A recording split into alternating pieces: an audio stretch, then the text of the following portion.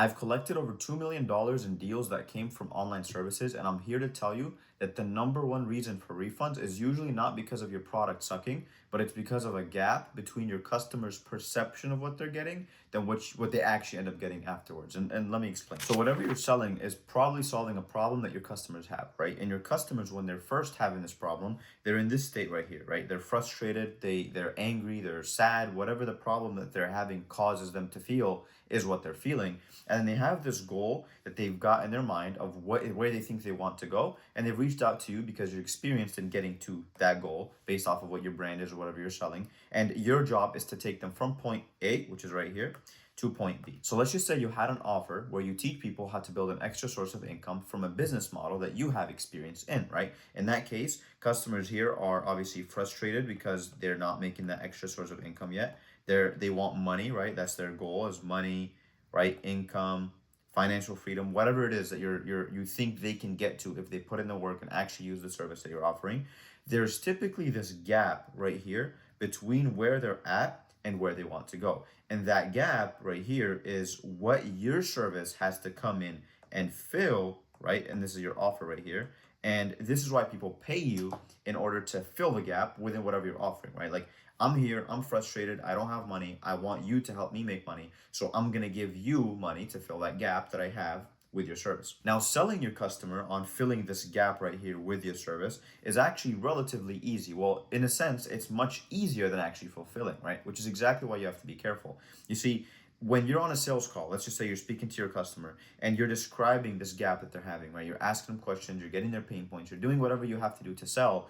It's super important to note that the same way you're filling the gap now, you're by just talking about what you're gonna do, you're gonna have to fulfill on the back end once they're actually a paying customer. Meaning, when you're talking to them about what kind of expectations they should have, you should set things as realistic as possible to save yourself from the dispute and the refunds that can come after. Again, not because of your product sucking, but because of you having a gap between what they think they're gonna get and then what they actually end up getting within your service. I'm gonna give you another example before I go into this. Let's just say you're selling a used car, right? Is selling a used car unethical? Do used car dealers get a lot of refunds, right? Do they not work as well as dealers that sell new cars? The answer is actually the opposite. When you sell used cars, you probably make more money, you have higher margin on the products, and the customers are much happier because they're buying a cheaper car. Now, here's the note. If I'm selling a used car, but I'm telling my customer that it's new, or I'm telling the customer that, hey, it's a used car, but it's in perfect condition when I know the transmission's not working or whatever, customers then gonna go drive the car, they're not gonna have a good experience with it based off of what they think they're getting, and then they're gonna come back with a refund, which is exactly why your job isn't to not sell used cars anymore. Your job is literally just to make sure that when you're selling to your customers, you're telling them exactly what they're getting. That means all the risks that are involved, all the things that are wrong with the car. Like, hey, this car's got a broken transmission, it's 3 grand. I'm gonna sell it to you for this price in this condition. Do you want it or not? Does that mean you can't sell them on it? Does that mean your close rate is gonna drop? Absolutely not. If you feel like your close rate is gonna drop because of you being more honest, you just need to work on your sales skills and you need to know how to build this gap on the call, then fill it in with your service, but not overpromise. So we never want to ever overpromise our customers on things that we're going to deliver because of what's going to happen next. Let me explain. Now let's just go back to the example of your customer buying an offer from you that teaches them how to make an extra source of income. Let's say in this case it's Airbnbs, right? Just for example's sake. A very easy way to get the sale and just to get the customer to buy is just to tell them, hey, it's a walk in the park. It's going to be super easy. You're not going to have any challenges. All you're gonna have to do is just buy my service, and then you're gonna get to X, Y, and Z goal that we were talking about earlier, which is their extra income, right?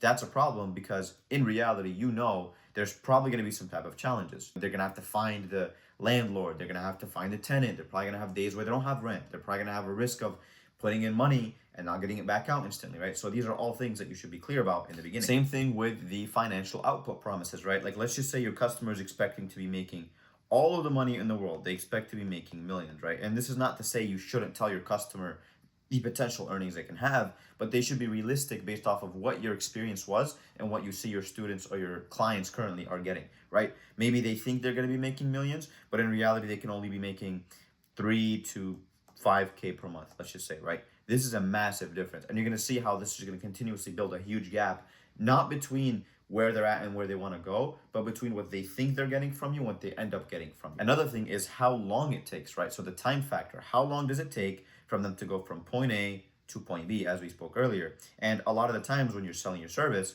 you're probably going to want to say, hey, it's going to be relatively quick. Like, you're going to want to say that because, if you say that, people are going to feel good. They're going to want to buy the service. But you might know, hey, for the Airbnbs to get sourced, furnished, and listed, maybe it takes 4 weeks before your listing is even up, for the customer, and maybe months before they make a single dollar. But then on the sales call, you're telling them, hey, yeah, within 1 month, you're going to have an ROI. And obviously that means a return on investment. So when the customer comes in, 1 month in, they find out, hey, I still just listed my Airbnb.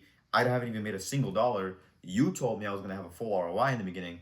What the hell? That's also another gap building effect that we're going to be talking about in a second here. And the last thing, which I think is the most important thing to hit on when it comes to business opportunity offers, or whatever you want to call them, right? Any type of coaching service or info product that teaches people how to start a business, is that business is not easy. We've sold millions of dollars in coaching services for business opportunities, and we sell ethically by letting people know exactly how business is.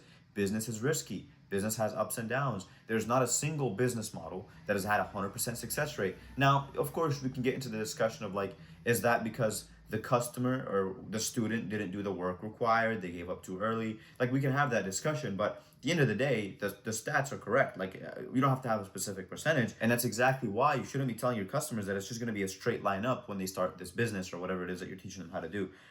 In reality, everybody knows business is going to be ups and downs, right? You might have a 3K month for your first month, but then drop to 500. You might have a 7 grand month next month in profit, but then drop right back down to 500. There is a lot of variables that these people need to know when they're purchasing your service, so that on the back end, it doesn't come back to bite you in the butt. Now, I'll give you a perfect example of this. And so now, as you can imagine, if your customer came in and they bought based off of these variables here, which are clearly false, right? And they were made up to get them to purchase from you, and they were met with the true variables, which obviously suck more, which is why you didn't want to mention them on the sales call to get them to buy. Well, guess what? They only bought from you because of these false variables. That's why you said them, which means when they come into the business or into your program or your service and they end up meeting these true variables, this is the exact same reason they're going to end up refunding. So the only way to fix this is to make sure when you're selling and when you're having your sales calls that you're delivering the exact variables that they're going to end up seeing when they're inside of the service. Because what is the point of getting a deal in on the sales call? You close the client, you pay processing fees, they join the program, they get inside, then all of a sudden they see the things that you didn't tell them, and now they're refunding. The same customer that's not going to buy from you because of the fact that things are hard and then they're not a walk in the park and it's not going to make millions and it's going to take time and it's not going to be a straight line up, those same people are the same guys that are going to refund if they do purchase. So why close them in the first place? This is my principle. Always be as honest as you possibly can on the call, and that actually will increase your close rate. A lot of people think this will decrease it. It will increase it. And the reason why is because people can see that you care more about their results, their well-being, than you care about collecting a deal, right? Because you probably have a bunch of calls coming in, so you can get more deals from other places. That's what's going to get them to want to buy more, because they trust you. Then on the back end, those same people that could have bought off of the false premises and refunded can also be the ones that buy off of the true premises and don't refund, regardless of what kind of results they have, because of the fact that they weren't lied to when they purchased your service. And so it's a really simple concept that you have to follow, right? This right here is the customer's perception of what they're going to get when they purchase from you, and this is what they actually get. And this is what an offer that gets a lot of refunds does, or has, is it has this massive gap between the two. All you have to do is close the gap by making sure their perception is exactly what they get when they join you. All of these variables that are true must be said, and all of the ones that are false, don't just not mention them. Clear up any misconceptions that you can tell your customer has. If on the call, when you're selling your service, they're like, yeah, dude, I can't wait to be making millions and millions of dollars, and it's not possible with your business model. Say you can't. They're going to see the honesty. It's going to help you close more. If you have any questions on what kind of services we sell or how we go around other problems, make sure to leave them in the comments, because I respond personally, and we'll talk in the next video. Peace.